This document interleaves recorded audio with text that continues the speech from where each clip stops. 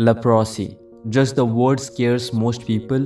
There is an international convention that discourages the use of the word leper because of its terrible connotations. The moment we think of a person afflicted with leprosy, we think of a beggar or a person who has lost some fingers or toes. People suffering from leprosy are often ostracized by society.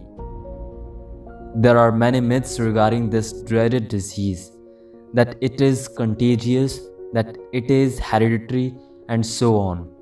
These are just myths. In fact, not all cases of leprosy are contagious.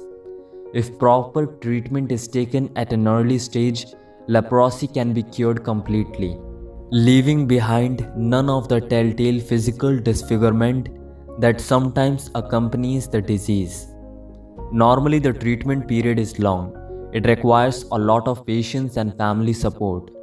Due to ignorance, however, people neglect early symptoms.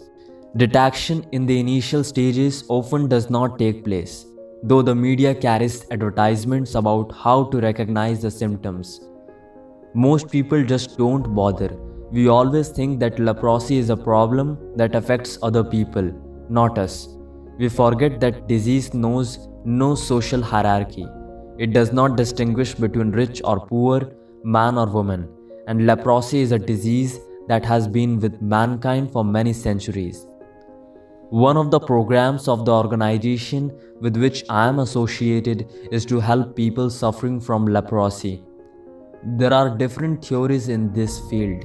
Some people think that the patient should stay with their families, while others believe they should be kept in an isolated colony.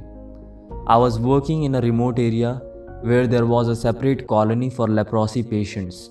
It was a hot summer and temperatures were difficult to bear. The scene at the colony was depressing.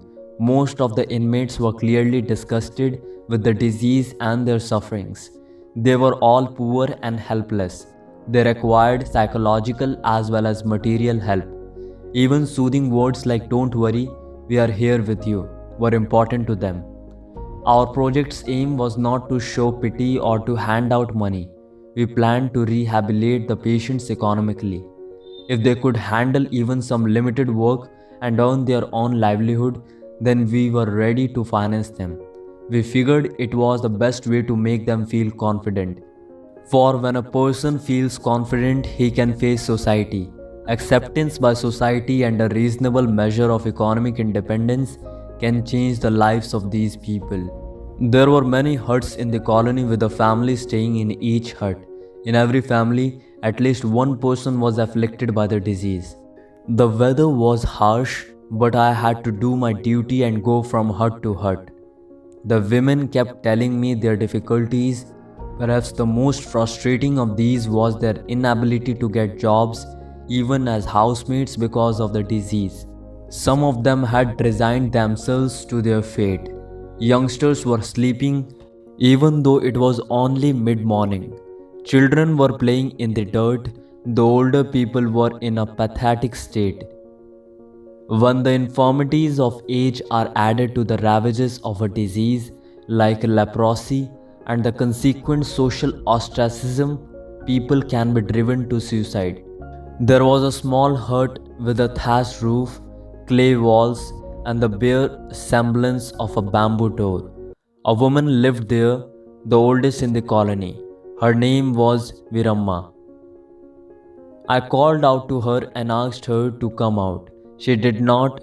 I thought she might be partially deaf and that it would be better if I went in to talk to her. I knocked carefully at what passed for a door, lest it fall down. She still did not respond or come out. I pushed the door open and went in. There was hardly anything in the hut. Holes in the roof let in some air and light. There were 2 or 3 earthen pots and 1 earthen plate. 3 stones made up a stove. There was a torn mat, 2 or 3 onions on the ground, and a pot of water. I still could not see Viramma inside the hut, but I could hear the sound of breathing. As I had entered the hut from the bright sunlight outside, it took my eyes a while to adjust to the darkness inside. I called out to her softly once more, Viramma, I want to talk to you. Where are you? Then she answered, Amma, I am here, but don't come near me. Now I could see the frail form of a woman in the corner of the room. All her hairy grey skin shrunk. No flesh on the body. She was just a skeleton covered with skin. She was sitting in a corner, holding her hands against her chest. Her legs also drawn towards her chest. Amma, she mumbled, I know you called me several times, but I could not come out to talk to you. I am a woman, irrespective of my age. How can I come out in front of other people without any clothes? It was then that I realized that she was almost naked. I have seen poverty stricken areas in the course of my work, and I have met a lot of poor people, but nowhere had I seen a woman like this. This was a picture of dehumanizing poverty in our own country after 50 years of independence. An old woman could not even cover her body. Still, she had no complaints about anything. I felt guilty wearing a 6-yard sari. For a minute, I felt too ashamed to talk. The shock of what I saw made me forget our policy of simply not handing out money and material. This was a situation that cried out for immediate remedy. I sent my driver to get 100 saris to be given to all the women in that colony, whether they are rehabilitated or not. The minimum need of covering a woman's body could not wait. A gesture like this may not change a great deal in their lives, but the sight of abject misery often prods us into action, even if it is just an impulse.